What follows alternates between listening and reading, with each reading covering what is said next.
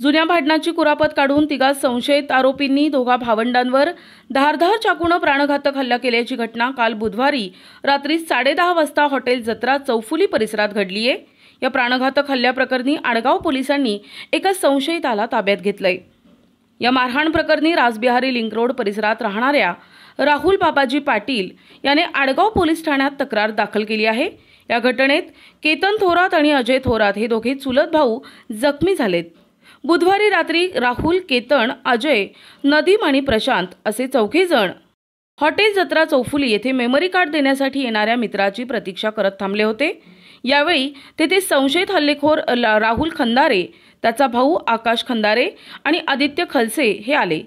त्यांनी जुन्या भांडणाची कुरापत काढून तू होतास का मला शिवीगाळ करणारा असं म्हणत केतनला शिवीगाळ आणि मारहाण करण्यास सुरुवात केली।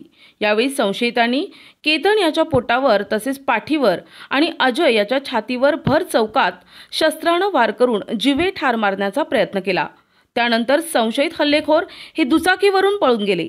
या घटनेत दोघेही गंभीर जखमी झाले असून त्यांना उपचारासाठी रुग्णालयात दाखल करण्यात आले।